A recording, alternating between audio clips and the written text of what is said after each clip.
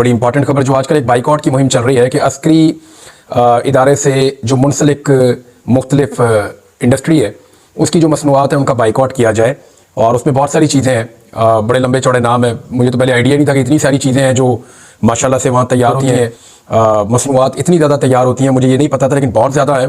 इसके पीछे बड़ी मेहनत लगती है और इतना तो किसी ने प्राइवेट सेक्टर में भी कभी किसी ने इतना ज़्यादा काम नहीं किया। लेकिन बड़ा ज़बरदस्त, बड़ा लंबा चौड़ा एक बिज़नेस है जो मैं देख रहा था। उसका जो है वो एहतजाजन जो है वो पाकिस्तानियों ने जो है वो रद्द-ए-अमल के तौर पे उनके बकौल की है, क्योंकि एक पाकिस्तान में सिचुएशन ऐसी है कि मिलिट्री एस्टेब्लिशमेंट से पाकिस्तानियों का एक शिकवा है जो गुज़िश्ता 2.5 साल से चलता चला आ रहा है। इमरान खान साहब की हमायती है पाकिस्तान ज़्यादातर, खासतौर पर ओवरसीज़ पाकिस्तानी, तो वहाँ पे वो रद्द-ए-अमल के तौर पे उनका बाइकआउट कर रहे हैं। इमरान खान साहब की जानिब से कोई रद्द-ए-अमल अभी तक नहीं आया। मे भी उनके सामने जब ये सवाल रखा जाए तो वो उसके ऊपर कोई रद्द-ए-अमल दें या कोई उसके ऊपर बात करें, या हो सकता है कि उनकी अपनी जो एक सिविल नाफरमानी की तहरीक चल रही है ये उसका एक हिस्सा फ्यूचर में बने, या हो सकता है ना बने, या इमरान खान साहब एक डिफरेंट रद्द-ए-अमल दें। मुमकिन है वो ये कहें कि इससे कोई फर्क नहीं पड़ता, या मुमकिन है कि वो ये कहें कि ये करना चाहिए, या मुमकिन है कि वो ये भी कह दें कि इसको ना किया जाए। ये डिपेंड्स ऑन द सिचुएशन। ये इमरान खान साहब क्या कहते हैं इसके बारे में आप कुछ नहीं कह सकते।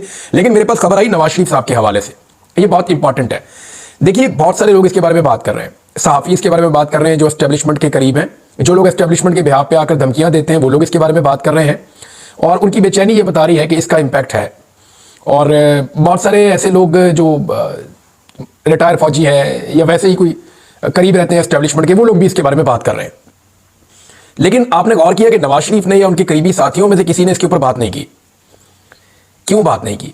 ये हर छोटी सी चीज़ के ऊपर बात करते हैं। 9 मई के ऊपर दिन में मेरे ख्याल में पाकिस्तान में शायद ही कोई एक ऐसा दिन होगा गुज़िश्ता 1.5 साल में जब 9 मई के ऊपर इन्होंने बात नहीं की होगी। 10 मई से लेके अब तक कोई एक ऐसा दिन नहीं है जब इन्होंने 9 मई के ऊपर बात नहीं की।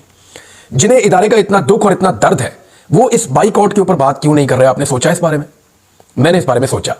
मैंने नून लीग के कुछ करीबी लोगों को छेड़ा, तो मेरे वहां बहुत सारे दोस्त भी हैं। जर्नलिस्ट के हर पार्टी के अंदर दोस्त होते हैं। आज भी पीपल्स पार्टी में, PMLN में बेहतरीन लोग मेरे जानने वाले हैं, मेरे अपने सोर्सेज हैं, उनसे मैं खबरें भी लेता हूँ। पाकिस्तान तहरीक इंसाफ में भी सोर्सेज हैं, वहां से भी मैं खबरें लेता हूँ। फजल रहमान साहब की पार्टी में भी 2-3 सोर्सेज मेरे हैं और वो भी अच्छी खबर मुझे बताते हैं, उनका बहुत शुक्रिया। लेकिन यहाँ पे जो है वो नवाज शरीफ साहब के एक बड़े करीबी दोस्त हैं, उनको मैंने कहा जी मियाँ साहब क्यों चुप है इस मामले पे? यहाँ पे तो मियाँ साहब को इसको मौके के तौर पे लेना चाहिए था। तो वो हंसना शुरू हो गया। उन्होंने कहा जी आप मियाँ साहब को अभी नहीं जानते। मैंने कहा जी क्या मतलब? कहते नहीं देखें बाइकआउट किसका हो रहा है। मैंने कहा जी जो फौजी मसनूआत है उनका हो रहा है। उन्होंने कहा जी कर कौन रहा है? मैंने कहा जी जो इमरान खान की हमायती हैं या ओवरऑल जो पाकिस्तानी है जो इस सारे सिस्टम से मुतनफर है वो कर रहे हैं। तो उन्होंने कहा इसमें नवाज शरीफ का क्या जा रहा है? तो मैंने सोचना शुरू किया। मैंने कहा जी आपका अलाइंस है, आपको हुकूमत बना के दी है। तो उन्होंने कहा जी नहीं, अपनी मजबूरी में किया है जो उन्होंने किया। नवाज शरीफ भी उनकी मजबूरी है, यानी उनका ये सोचना है। तो मियां नवाज शरीफ साहब के बारे में उनका ये दावा था, ये मैं आपको नहीं बता रहा, ये उन्होंने मुझे कहा। उनका ये दावा था कि मियां नवाज शरीफ साहब इस मामले पे बोलने का इरादा नहीं रखते और पार्टी की भी एक मानी खेज खामोशी है और वो इसको देख रहे हैं कि कोई रिक्वेस्ट आए, कोई हमें कहे तो फिर हम एहसान जतला के या उसके बदले में कुछ हासिल करके इसको भी वो अपने सियासी मकसद के लिए इस्तेमाल करना चाहते हैं। तो वैसे तो एस्टेब्लिशमेंट के तमाम हमायती जो हैं वो मैदान में आ गए हैं, लेकिन जो सबसे बड़े बेनिफिशरी हैं इस एस्टेब्लिशमेंट के, जिनको एस्टेब्लिशमेंट ने हुकूमत बना के दी, जिनको एस्टेब्लिशमेंट ने जाली मैंडेट दिया, इनके केसेस खत्म किए, इनको अवाम की नजरों में इनकी इतनी सी भी हैसियत नहीं थी, इनको वजारत उज़्मा और वजारत आला तक दे दी, पूरा इक़्तिदार इनके आगे रख दिया, इतना सारा कुछ इनको दिया। और ये जो इतने बड़े बेनिफिशरी हैं वो बिल्कुल खामोश हैं। ये बात वैसे समझ आने वाली नहीं है, लेकिन मुझे जो चीज़ पता चली वो मैंने आपके साथ शेयर कर दी है कि अभी नवाज शरीफ साहब तेल और तेल की धार देख रहे हैं, वो इसमें भी अपना फ़ायदा और नुकसान ढूंढ रहे हैं। दूसरी खबर यह है कि जो 26 नवंबर को इस्लामाबाद के अंदर कत्लेआम हुआ और इस्लामाबाद के अंदर जो साने डी चौक हुआ उसको दबाने की तमाम कोशिशें की जा रही हैं और लगातार की जा रही हैं। यानी इसमें जो अभी कुछ ऐसी चीज़ें हो रही हैं, जैसे लाहौर से खातून कारकुन को गिरफ्तार किया गया, फराह खान उनका नाम है, और खवातीन को भी गिरफ्तार करने का प्लान है, सहाफ़ियों के ऊपर क्रैकडाउन कर दिया गया। यानी ये सारा कुछ क्यों किया जा रहा है? ये सारा कुछ इसलिए किया जा रहा है कि सबको अपनी अपनी पड़ जाए, खबरें बदल जाए, फोकस शिफ्ट हो जाए और 26 नवंबर को सारे लोग भूल जाए। लेकिन इतनी बड़ी तादाद में कभी सहाफ़ी रूपोश नहीं हुए जितनी बड़ी तादाद में सहाफ़ी अभी रूपोश हैं। 2 दर्जन के करीब सहाफ़ी हैं जो अपने आप को खतरे में महसूस कर रहे हैं। ये वो तमाम सहाफ़ी हैं जिन्होंने आई विटनेस के तौर पे वहां पे रिपोर्टिंग की थी और इन्होंने लोगों को गोलियां लगती हुई देखी भी हैं और इन्होंने बाद में रिपोर्ट किया भी है। अब इन्हें इनके मौक़िफ़ को बदलने के लिए कोशिश की जा रही है। सहाफ़ी जो है वो कोई कहीं चला गया, कोई कहीं चला गया, कोई अपने गाँव में चला गया, कोई किसी और इलाके में चला गया। 2-3 सहाफ़ी ऐसे हैं जिनके गाँव तक में रेड हुई है और इतना कभी भी सहाफ़ियों को परेशान नहीं किया गया, सताया नहीं गया।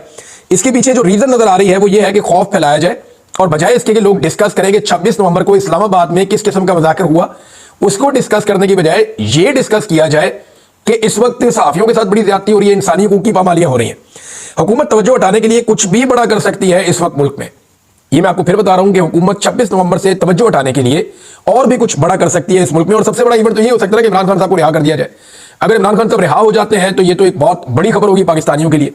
इमरान खान साहब के लिए जो आखिरी ऑप्शन जो उनके सामने रखा गया था, आज मैं वो ऑप्शन तफसील से आपको बताऊंगा कि एक्चुअली इमरान खान साहब के सामने ऑप्शन क्या था जो उनको पेश किया गया था, और उस ऑप्शन के ऊपर इमरान खान साहब का रद्देअमल और डिमांड क्या थी, वो मैं आपको बताता हूं। लेकिन पहले आप ये देखें कि ओवरसीज पाकिस्तानियों से मैंने चंद लोगों से रब्ता किया, कुछ लोगों ने मेरे साथ रब्ता किया। ये वो लोग हैं जिनकी कॉल के ऊपर ज्यादा लोग निकलते हैं मुख्तलिफ ममालिक में।